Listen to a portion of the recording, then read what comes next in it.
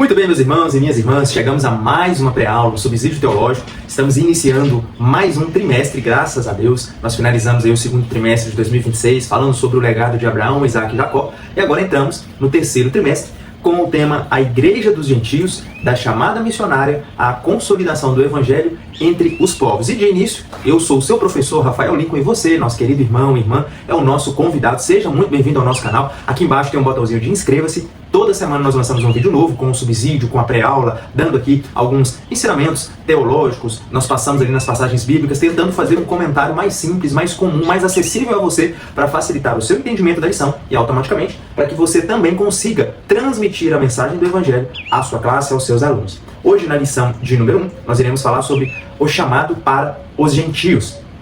O texto áureo se encontra em Atos capítulo 13, versículo 2, que tem por seguinte afirmação: E servindo eles ao Senhor e jejuando, disse o Espírito Santo: Apartai-me a Barnabé e a Saulo para a obra o que eu tenho chamado. Atos capítulo 13, versículo 2.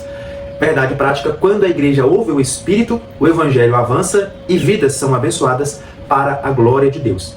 Leitura bíblica em classe está em Atos capítulo 13, do versículo 1 ao versículo de número 12, que diz o seguinte: Na igreja que estava em Antioquia, havia alguns profetas e doutores, a saber, Barnabé e Simeão, chamado Níger, e Lúcio, Cirene e Manaém, que fora criado com Herodes, o tetrarca, e Saulo. E servindo eles ao Senhor e jejuando, disse o Espírito Santo: Apartai-me a Barnabé e a Saulo para a obra que os tenho chamado.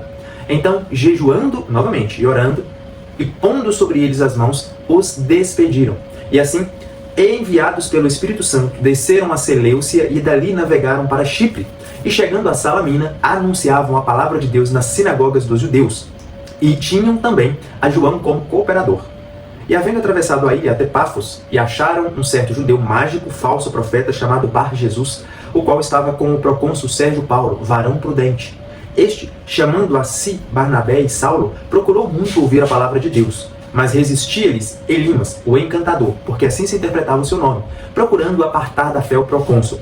Todavia Saulo, que também se chamava Paulo, cheio do Espírito Santo, e fixando os olhos nele, disse: Ó filho do diabo, cheio de todo o engano e de toda malícia, inimigo de toda justiça, não cessarás de perturbar os retos caminhos do Senhor?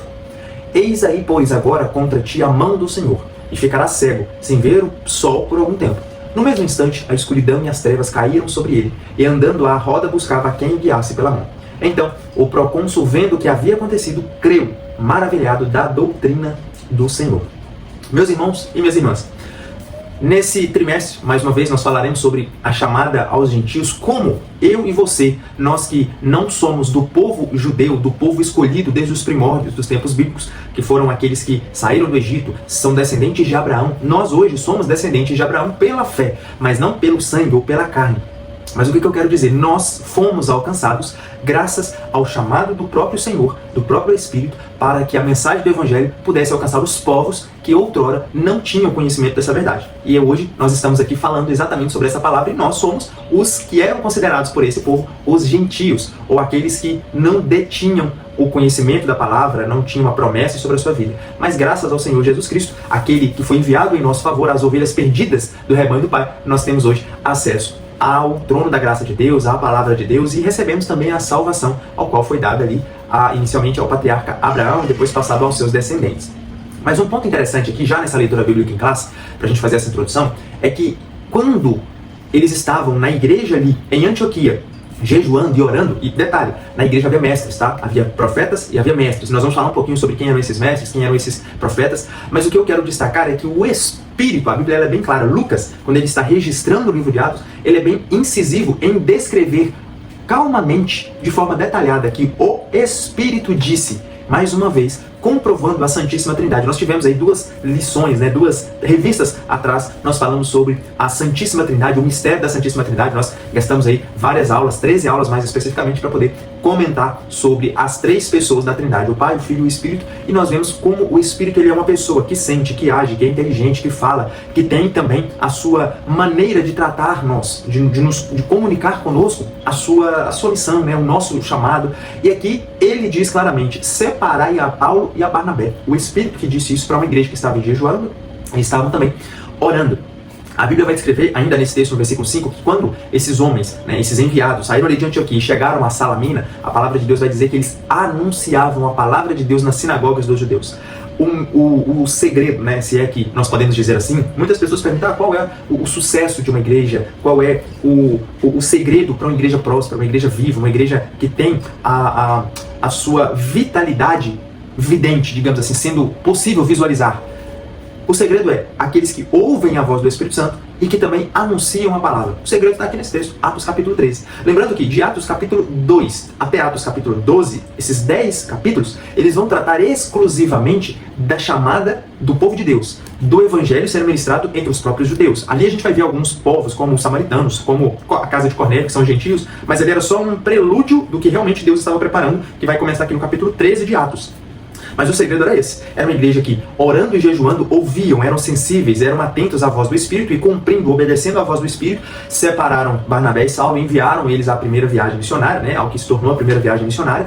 E ali, quando eles chegaram no seu destino, eles estavam anunciando a palavra. E aí, um pouquinho mais à frente, já no versículo 9, nós vamos ver que quando eles encontram o primeiro embate, o primeiro confronto com Elimas ou com o Bar Jesus, Bar Jesus ele era o nome desse falso profeta, mas Elimas era um nome que interpretava Bar Jesus, era o seu segundo nome, digamos assim, a tradução significava Elimas. Então, quando eles foram confrontados por esse Elimas, né, Paulo, a Bíblia vai descrever, cheio do Espírito Santo. É o outro segredo. É uma igreja atenta à voz, sensível ao Espírito, uma igreja que anuncia a palavra de Deus e uma igreja onde os seus membros, onde as suas ovelhas, os seus fiéis, eles são cheios do Espírito. E, na verdade, aqui, quem estava cheio é aqueles que foram enviados. Porque na obra missionária, no campo missionário, a pessoa ela não consegue progredir no reino de Deus com sua própria força, com sua própria capacidade, mas sim cheio do Espírito Santo, como nós vamos aprender ainda mais aprofundadamente nessas lições. Somente com o poder do Espírito é que nós podemos fazer com que o reino de Deus continue crescendo e avançando. E aí Lucas, ele vai registrar o cumprimento da progressão da promessa de Jesus lá em Atos capítulo 1, versículo 8. É exatamente o que aconteceu. Que o evangelho ele alcançaria Jerusalém, Judéia, Samaria e também os confins da terra. Começa aqui em Atos capítulo 13. Mais uma vez, dos capítulos 2 ao capítulo 12 de Atos, nós estamos, a igreja, os apóstolos, os discípulos, eles estavam mais concentrados aos próprios judeus, aos próprios dos seus. Porém, alguns relances, como por exemplo Atos capítulo 8, que é a conversão dos samaritanos, depois em Atos capítulo 10, que é a conversão da casa de Cornélio, ali já havia um prelúdio, já havia uma promessa, um vislumbre de que Deus não queria apenas alcançar corações judeus, mas queria também alcançar corações gentílicos. E aí ele envia Filipe, lá em Atos capítulo 8, depois envia Pedro, em Atos capítulo 10. Ponto de número 1, o nascimento da missão gentílica. Eu não sei aí onde vocês estão, mas aqui está bem frio. Não tanto quanto Minas Gerais, mas o Espírito Santo também, bem friozinho. Então, ponto de número 1, o nascimento da missão gentílica. Antioquia, um centro escolhido por Deus. Aqui, eu vou focar em dizer o que o comentarista da questão disse, porque é mais questão histórica, contextual, geográfica, né, posição política ali da própria cidade. Ela foi fundada, né, Antioquia, que cidade era essa? Qual era a sua importância? Antioquia, ela foi fundada por Seleuco Nicator em 300 a.C., ou seja, antes de Cristo, 300 anos antes, essa cidade foi fundada por Seleuco Nicator. Antioquia da Síria tornou-se a terceira maior cidade do Império Romano, atrás apenas de Alexandria e de Roma. São outras duas grandes cidades, mas olha a importância dessa grande capital, Antioquia. Seria basicamente dizer hoje, no nosso país, né, nós teríamos aí as duas grandes capitais, que é Rio de Janeiro e São Paulo. Digamos que a terceira seria aí Belo Horizonte, uma grande capital do país, ou alguma outra capital muito grande também, mas ficaria apenas atrás dessas duas, né? Roma e Alexandria. Culturalmente, essa cidade de Antioquia, ela era uma cidade que a cultura era greco-helenista. O que significa isso? Ela abrigava uma parte de população judaica que exercia uma forte influência intelectual e também comercial, contando com o porto de Seleuce. Então, o que acontece? Os judeus helenistas, o que seriam judeus helenistas? Nós tivemos uma lição falando sobre esses povos também. Os judeus helenistas, eles eram exatamente judeus, nascidos judeus, porém moravam em uma cidade grega, uma cidade que a cultura era grega, e por isso eles tinham a nacionalidade, eles tinham o sangue, digamos assim, judeu, mas a sua intelectualidade, a sua cultura, eles foram aprendendo, eles falavam em grego, eles trabalhavam ali no meio daquela cultura, eles eram inseridos naquela cultura. Então quando você lê assim, judeus helenistas, era exatamente isso. Eram o povo judeu, eram pessoas de nacionalidade judaica, que viviam no meio dos gregos, então judeu helenista. Então essa cidade, culturalmente, ela era greco-helenista. E aí os judeus que abrigavam ali, eles tinham toda a sua parte de intelectualidade, a sua influência comercial voltada para esse meio, contando também com um grande porto da cidade de Seleucia, que era um porto muito importante, que foi dali aonde os primeiros cristãos partiram para alcançar outros povos.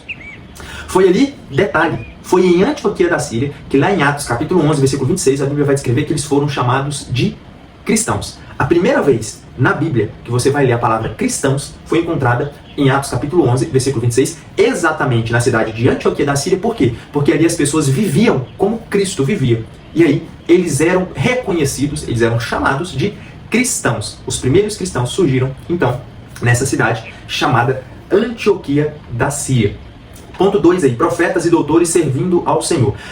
Nessa igreja, né, nessa comunidade antioquiana, digamos assim, a liderança local ela reunia profetas, doutores, que também em outra tradução é chamado de mestres, ministérios que após o apostolado, eles tornaram-se os pilares da edificação da igreja. Isso está lá em 1 Coríntios capítulo 12, versículo 8. O que isso quer dizer?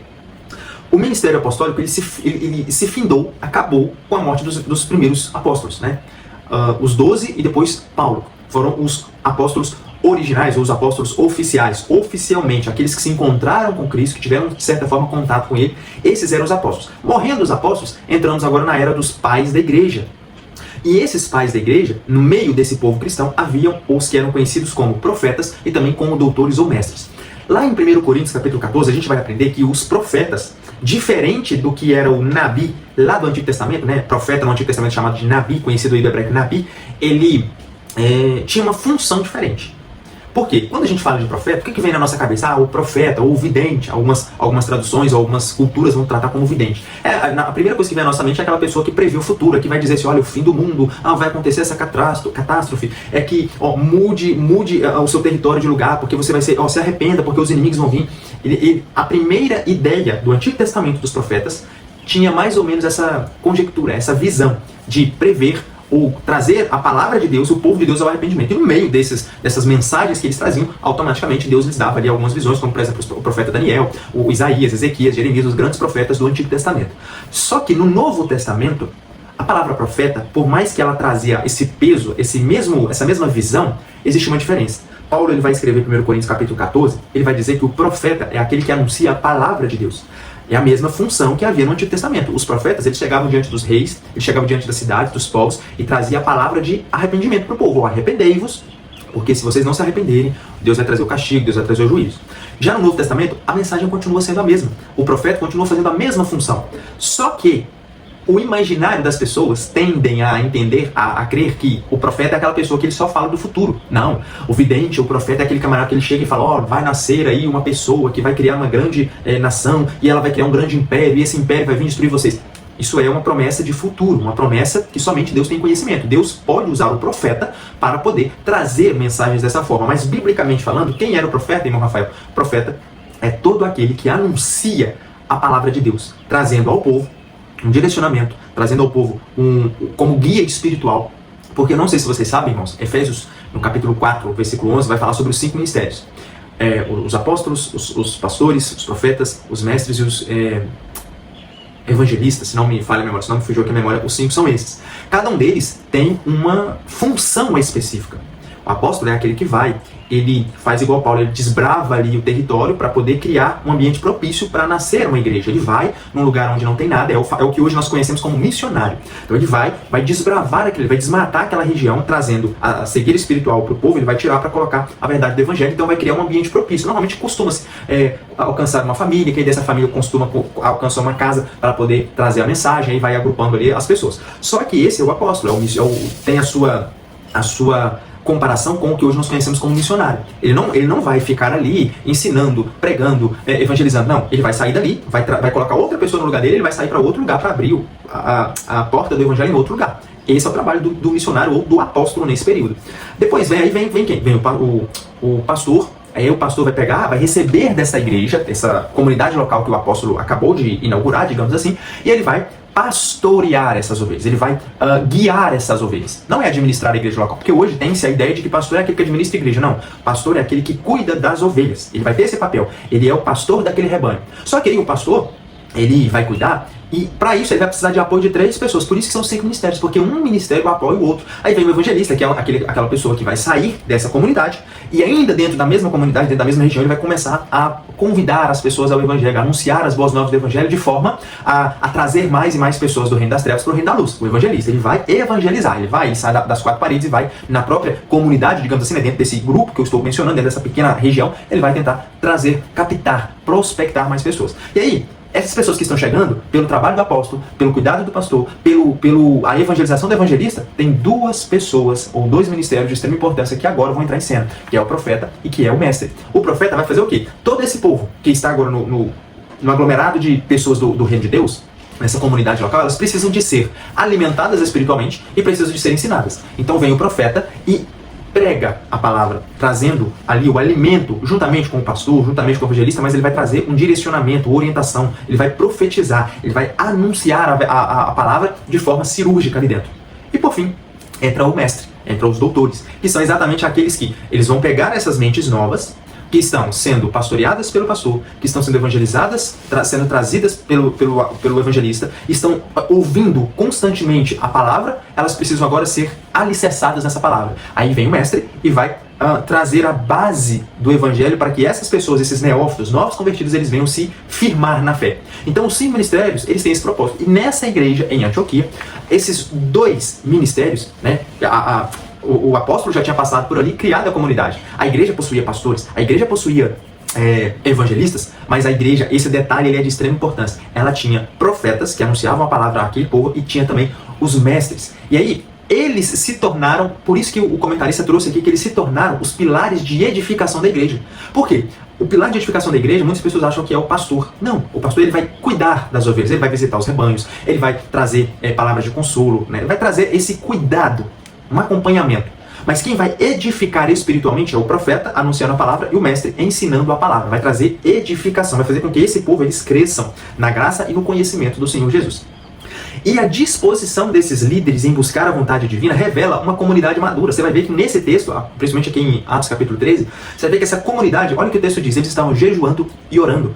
E aí o Espírito fala a essa comunidade. Então a disposição desses líderes em buscar a vontade divina vai revelar a essa comunidade o quê? Um amadurecimento. É uma comunidade madura, uma comunidade que compartilha do reino de Deus, que anuncia as boas novas do Evangelho, que ensina a palavra e que ouve a voz do Espírito. Uma comunidade madura, centrada em Deus e é apta a quê? A discernir o propósito do Espírito para além das necessidades locais. Porque o que a gente vê hoje muito igrejas que estão mais preocupadas com o seu núcleo, estão preocupadas com as 4 paredes. E aí, essa igreja nos ensina que eles estavam preocupados com as 4 paredes, eu vou resumir dessa forma, tá? Para os irmãos e as irmãs entenderem. Eles estavam preocupados com as 4 paredes de que forma? Mestres e profetas. Mas também estavam discernindo a voz do Espírito para as necessidades de fora da igreja. Lembra da mensagem de Atos 1:8? E ser-me-eis testemunhas tanto em Jerusalém e na Judéia, eles estavam. Jerusalém e Judéia, aqui, entra, dentro das 4 paredes.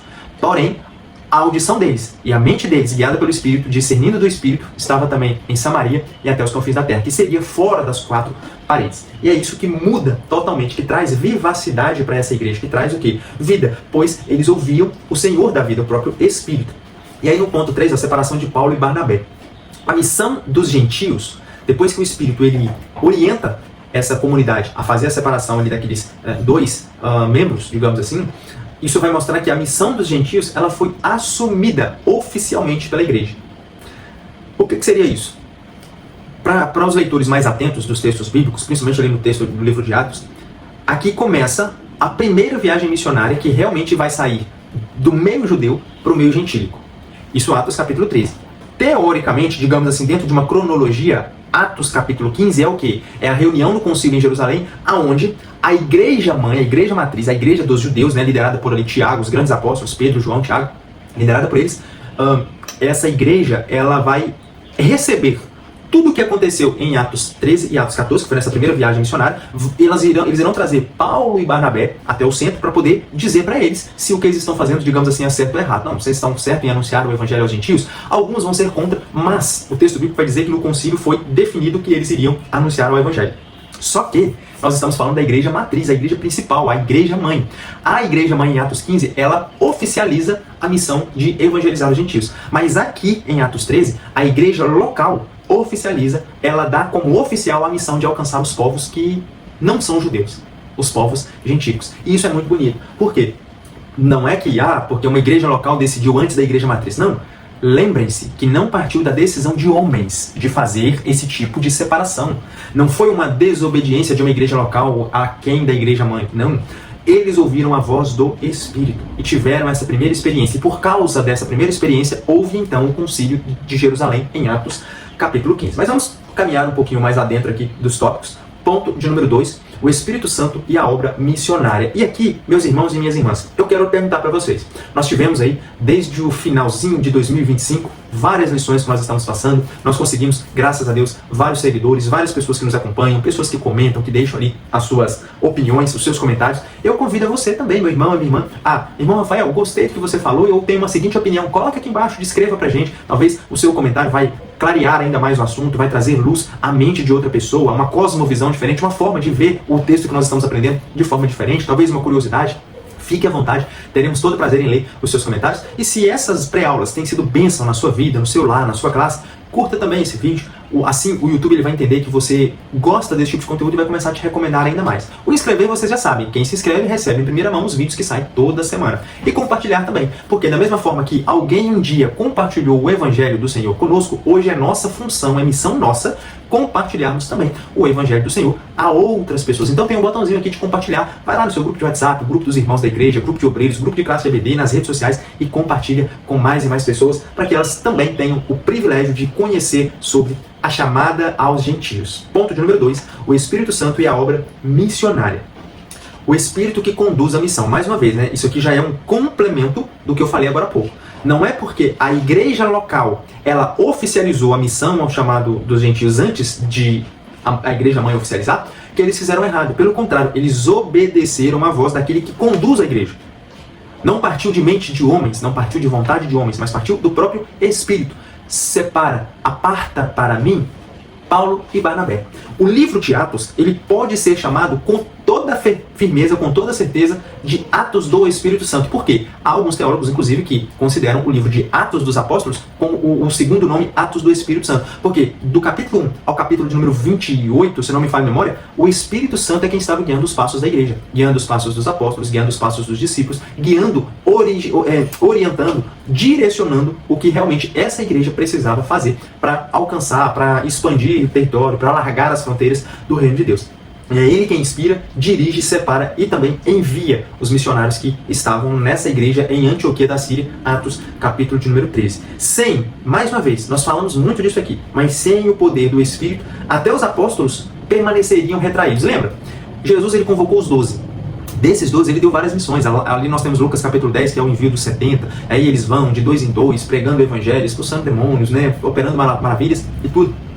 Mas nós vemos que no decorrer dos anos, à medida que as mensagens vão aparecendo, os textos bíblicos eles vão clareando, à medida que a gente vai chegando ali para o final do tempo de vida de Cristo, antes do martírio, nós vemos que os apóstolos, por mais que eles já tinham recebido o Espírito, eles ainda não operavam no Espírito. E por isso, quando no jardim do Getsemane, eles fugiram, por isso que lá na reunião do cenáculo, antes da descida do Espírito, eles estavam recuados, retraídos, amedrontados. Por isso que nós vemos os textos onde eles estavam com medo, atemorizados, porque a perseguição iria começar, porque mataram o mestre e iriam procurar agora o restante, o rebanho remanescente. Mas com o advento do Pentecostes, a descida do Espírito, a capacitação do Espírito, uma coisa é você receber o Espírito, outra coisa é você ser capacitado pelo Espírito. Na capacitação do Espírito, o mesmo Pedro, que tinha negado Jesus, que tinha fugido, que tinha feito várias coisas, mesmo tendo recebido o Espírito, agora ele se coloca de frente, de prontidão e anuncia o Evangelho. Naquele dia, independente se tinha perseguidores, se tinha opositores, se teria problema ou não, ele se colocou à frente daquela multidão, apregoou o Evangelho, anunciando verdades. Mesmo o povo rangendo os dentes de ódio, ele estava ali à frente. E naquele dia começou, de fato, o encorajamento dos apóstolos, não por suas próprias capacidades, mas por causa da capacitação do Espírito Santo. Então, com o advento do Pentecostes, eles se tornaram os proclamadores ousados da fé. Eles passaram a alimentar as ovelhas com ousadia, com intrepidez. 3.000 almas nessa primeira mensagem de Pedro foram alcançadas pelo Senhor. Ponto 2. O poder do Espírito na evangelização dos gentios. Nós vimos aqui que o falso profeta Bar Jesus, ou também conhecido como Elimas, ele se coloca em confronto com Paulo e Barnabé. Ele coloca em oposição a esses dois grandes homens de Deus. E os discípulos, eles viviam cheios do Espírito e por isso evangelizavam com coragem, com discernimento, com alegria. Essa unção, meus irmãos e minhas irmãs, não apenas fortaleceu a pregação, mas também conferiu que a esses discípulos autoridade espiritual para enfrentar as resistências, para enfrentar os confrontos, para realizar sinais e maravilhas, para consolidar igrejas, para pregar com ousadia, com intrepidez, com coragem, independente de quem seja, se eram pessoas comuns ou se eram, como nós vamos ver aqui, o procônsul, né, o grande governador da região ali de Salamina, daquela região. Nós vemos que eles receberam essa capacitação. Ponto 3. Evidências da ação missionária do Espírito. Evidências da ação missionária do Espírito. E aqui nós temos Atos capítulo 13 e 14, tá? Por mais que nós não lemos nada relacionado a Atos capítulo 14, mas é uma continuação progressiva de Atos capítulo 3, que aí já é o Paulo e Barnabé na sua primeira viagem missionária fazendo todo esse percurso, né? Lucas, ele está tentando relatar, trazer pra gente a visão do que aconteceu nessa grande viagem, nesse grande projeto que foi originado ali com a pessoa do Espírito Santo. Então, as evidências da ação missionária do Espírito Santo. As primeiras viagens missionárias, elas mostram clara intervenção do Espírito. Primeiro, portas se abrem. Segundo, vidas são transformadas. Terceiro, igrejas são plantadas apesar de perseguidas. Sabe por quê, irmãos, que acontece quando... Obviamente, né, o que eu vou dizer aqui agora já é trazendo um pouquinho para a nossa realidade, para os nossos dias, em 2000 anos depois, pleno século XXI, é que hoje nós vemos várias igrejas mortas. Você vai em determinadas comunidades, você entra lá hoje, você tem ali um pingo de gente. Daqui a 10 anos você volta ali e continua as mesmas pessoas. Talvez as que estavam morreram, que estão ali agora são os próprios filhos. Isso indica pra gente que não há evidências de ação do Espírito Santo nessa comunidade. Por quê? Porque quando a liderança, quando os membros estão uníssonos em um propósito, ligados ao Senhor, essa igreja se torna viva, alcança almas, porque o Espírito abre as portas, porque vidas serão transformadas e também porque a igreja vai começar a crescer mesmo em meio às perseguições. Uma coisa, não adianta a gente ver muitos projetos, e aqui eu estou abrindo um pouquinho a visão, abrindo um pouquinho a mente para você entender o que eu quero dizer. Tem muitos projetos hoje, digamos assim, de evangelização, que a pessoa vai, traz várias pessoas, né? É muito comum no meio pentecostal, ao final das pregações, fazer aquele apelo e falar quantas almas para Jesus, e aí vem 30 almas. Nossa, aí no outro dia na rede social eu alcancei 30 almas, não, a pregação de ontem foi bênção, 40 almas, 10 almas, 5 almas, a quantidade que for. Mas o que eu quero dizer? Essa igreja, esse exemplo de Atos capítulo 3 nos mostra que essa igreja estava preparada para as adversidades. A igreja de hoje deveria pegar esses exemplos e se preparar também para essas mesmas adversidades. Por quê? A estratégia não mudou, o Senhor não mudou, a fé é a mesma, a estratégia continua sendo a mesma. Talvez mudaram-se as ferramentas, mas quando a alma que está lá fora ela vem para dentro, ali dentro a estratégia continua a mesma. Precisa de ter o profeta para anunciar a palavra, para trazer o arrependimento, para trazer conversão, e precisa ter o mestre para ensinar, para alicerçar, para dar a base sólida para essas pessoas que estão adentrando na fé. Só que nós vemos que é diferente quando você tem um projeto de evangelização e aí você vai e vamos por assim, né, como se fosse como se fosse algo religioso, no sentido de, não, todo domingo a gente faz aqui na nossa comunidade, a gente dá uma volta e convidando as pessoas para a igreja. Beleza, a pessoa vai, e ela nunca converte. As pessoas, elas até entram, mas elas não são transformadas. Isso indica, é uma evidência clara de que o Espírito não está operando nessa igreja, ou que algo de errado não está certo. Biblicamente, e pelo que nós estamos estudando, as evidências da obra missionária de uma igreja viva e de uma igreja que cresce de acordo com a palavra de Deus, não é de acordo com a mente do Rafael, não é de acordo com o meu imaginário, a minha ideia ou fonte, vozes da minha cabeça, de acordo com a Bíblia. Quando uma igreja ela é evidenciada pelo discernimento do Espírito, ouve a voz do Espírito, ora, jejum, está ligada, vivendo o reino de Deus, quem abre as portas não são as ferramentas do YouTube, do Instagram, do Facebook, das redes sociais. Quem abre as portas é o Espírito. Quem faz com que as vidas sejam transformadas não é o pastor, não é o evangelista, não é o irmão, não é o conselheiro, é o Espírito. E as vidas serão transformadas de forma genuína, não de fora para dentro ou apenas externamente, mas de dentro para fora. E outra coisa, a igreja começa a crescer, você tem aquela rotatividade de pessoas que entram e saem, mas as que entram é para agregar e as que saem são para expandir. Por quê? Porque quem está enviando é o próprio Espírito. Essas igrejas crescem, as fronteiras se alargam mesmo em meio às perseguições. E um exemplo disso é a conversão do procônsul Sérgio Paulo aqui nesse texto de Atos capítulo 13. A Bíblia vai descrever que ele estava acompanhado ali do Bar Jesus, né, que era o falso profeta. E o que aconteceu? Quem que era o procônsul? O que é isso, irmão Rafael? Procônsul, uma palavra, a gente não vê essa palavra mais hoje, né? Isso é uma palavra que está no texto bíblico, talvez em escritas mais antigas da Idade Média e tudo. Mas quem era o procônsul? Hoje, o procônsul ele seria equivalente ao governador de um determinado estado. Esse procônsul ele estava apenas abaixo do imperador e do grande... tem o imperador e abaixo dele tem o presidente regional, digamos assim, me fugiu que agora a palavra, mas teria o presidente regional daquela comunidade e abaixo dele estaria o procônsul, que era exatamente o governador. Então, olha o nível a qual a igreja de Atos 13 de Antioquia da Síria, ela sai e começa a alcançar não apenas as pessoas de classe baixa, as pessoas mais humildes, mais simples, as pessoas de beira de estrada, não, começa a alcançar as grandes elites daquele tempo. Por quê? A palavra de Deus ela não tem lugar definido. Ela não alcança só pobre, como muitas pessoas dizem, né? Que a fé ela é um alicerce, é um amuleto do pobre. Não.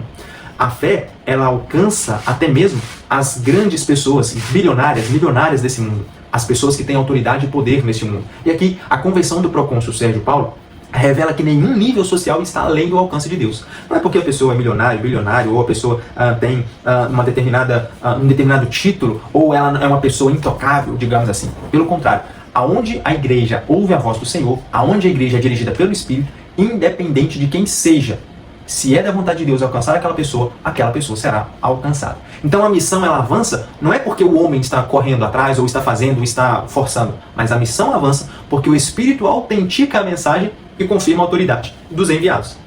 Paulo pregou, o inimigo se opôs, o Espírito que estava na vida de Paulo, lembra? Lá no versículo 9 fala que Paulo, cheio do Espírito Santo, que tinha acabado de pregar, ele agora faz uma declaração, ele opera um milagre ou maravilha, né, a ponto de deixar esse falso profeta cego, e esse procônsul, vendo tudo isso, a Bíblia vai descrever que ele creu e recebeu essa mensagem. Então, a missão ela avança porque o Espírito autentica a mensagem e confirma a autoridade dos enviados. Último ponto, a igreja como agência missionária. A igreja que ouve a voz de Deus. Mais do que nós já falamos. Aqui agora nós vamos resumir para a gente ganhar tempo. Mas essa igreja de Antioquia, ela não só a igreja de Antioquia, ela serve de modelo para as igrejas atuais. Mas o livro de Atos inteiro, ele serve de modelo não apenas para as igrejas, mas também para os membros, para os servos, para as ovelhas. Porque ali nós temos como nós devemos nos portar diante da igreja, diante da sociedade, diante das pessoas, sendo cheios do Espírito Santo. A obra missionária, ela não é programação, como muitas pessoas imaginam.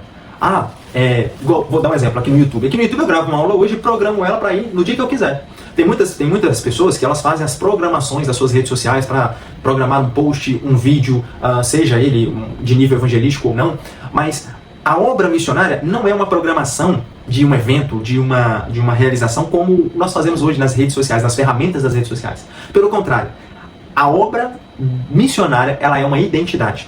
Ela tem que ser a marca de todo aquele que crê, confessa e serve a Jesus, ou seja, de todo cristão. Em Atos 13, nós vemos que o Espírito ele fala à igreja que se coloca diante de Deus com reverência e compromisso. Ou seja, o Espírito falou à igreja e essa igreja reverenciou e assumiu o compromisso. Será que as igrejas do século XXI, as igrejas da modernidade, da atualidade, estão ouvindo essa voz, reverenciando e assumindo o compromisso? Ou será que nós estamos apenas abrindo templos para criar áreas VIPs, para criar áreas gourmet, para criar uma pintura legal, uma estética legal, uma estrutura legal, a marca humana, uma marca marketing apenas? Será? A igreja de Atos, capítulo 13, a igreja que ouviu a voz do Espírito, ela reverenciou o Espírito e ela assumiu um compromisso com o Espírito Santo, com o próprio Deus. Ponto 2, uma igreja que envia e sustenta seus missionários. A gente vai ver que quando eles separam Paulo e Barnabé, a igreja, a liderança da igreja, impõe as mãos sobre Paulo e Barnabé. O que isso revela para nós? A igreja está agora concedendo autoridade para que vocês... Não. Ali, a igreja estava apenas oficializando. A igreja estava mostrando que participava ativamente do envio. Ou seja, Paulo e Barnabé estão sendo enviados, mas todos nós estamos aqui, apoiando. Nós seremos a base. Nós seremos o apoio que vocês precisam. Eles não retêm apenas os seus melhores servos, mas os consagram ao propósito eterno, diferente do que muitas das vezes nós vemos hoje, né? Um membro talvez se destaca, e aí aquela igreja, ela retém, como que eu posso dizer? Ela retém esse membro, ela tenta guardar esse membro para não perder esse membro. Mas na igreja verdadeira, uma igreja que ouve e assume o compromisso com o Espírito, independente se é o melhor, se é o mais capacitado, ela pega esse membro e disponibiliza ele para o envio ao reino de Deus. Lembra, O membro, ele não é membro da igreja local, ele é membro da igreja de Cristo, a igreja universal. E se Deus precisa desse membro em outra comunidade, em outro local, não tente retroceder, não tente prender, não tente guardar ou oprimir essa voz. Porque é aí que entra os erros que nós vemos que está acontecendo, que tem acontecido. Porque o Espírito está pedindo, o Espírito está orientando, o Espírito está convocando, mas os homens, a liderança humana, tem oprimido, tem ignorado ou tem fingido não ouvir essa voz. E por causa disso, ao invés do avanço do reino acontecer, fica aquela igreja morta, aquela igreja aprisionada em si mesmo, dando ciclos em si mesmo. E o último ponto, ponto de número 3, nós temos aí uma igreja que cumpre a grande comissão. Mateus capítulo 20, versículo 18, 19 e 20. A ordem de Jesus, ela permanece, meus irmãos e minhas irmãs. Ir, pregar, fazer discípulos e alcançar as nações. Isso está em Mateus capítulo 28, versículo 19 e 20.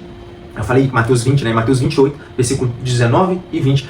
Ir, pregar, fazer discípulos e alcançar as nações continua sendo a grande missão minha, a grande missão sua, a grande missão da igreja de forma geral. Não é o pastor que tem que ir, não é o evangelista que tem que ir, não é o apóstolo, o mestre que tem que ir. Nós temos que ir, é a igreja, a comunidade em si. De discípulo para discípulo, a missão continua sendo a mesma.